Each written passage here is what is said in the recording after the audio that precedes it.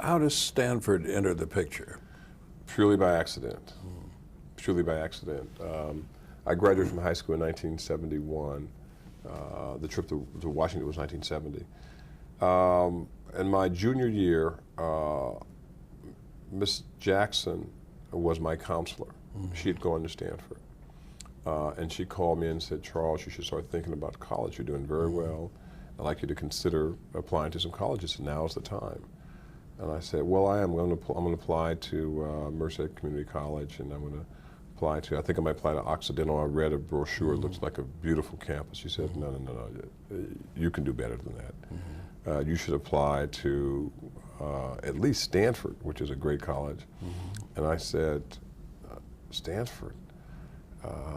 You know, I don't want to go all the way back to Connecticut. It's very cold back there. Why don't I just stay home?" And she looked at me, and then she started laughing. She said, "Stanford's not in Connecticut, you fool. It's in California." I was embarrassed. I didn't know that Stanford existed. I'd heard of Harvard.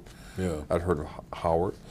But Stanford University was nowhere on my radar screen. There was no one that I knew that had gone there or that would go there.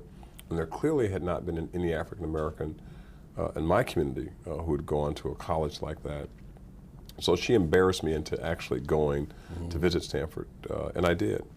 And I met there, the first person I met was Rick Turner, who was an African American in the admissions office. He startled me because he wasn't what I expected to see when I walked into the white institution, Stanford University. He was a black man with a beard, didn't have a tie, had a silk shirt on with a leather coat, and he had a black leather bag, a purse that he carried with him. They said, I'm Milton Turner, welcome to Stanford." I'm saying, "Who is this? What is he doing here?" And he actually, when I realized that he was not the gatekeeper, but the facilitator. He was looking for black talent far and wide. He was going to places like Compton High School. He was going to Merced. He was going to Detroit and Chicago. He was going to Houston. He was going to Washington, D.C., and Pittsburgh, and Philadelphia. He was going to Atlanta, and finding places where African Americans that would not be discovered by Stanford would apply. And it was just transformative for me to meet him, talk to him, and he to be such an important role model. I had my moments at Stanford because I had this voice that people thought I was from the South. I was dressed like a black hillbilly, and I say that with pride and distinction. And I kept telling the people there who were from L.A. And New York and Chicago and Houston that I was from Merced. And they said, "Merced, is that in the South?" They'd never heard of it. Even Californians had never heard of it.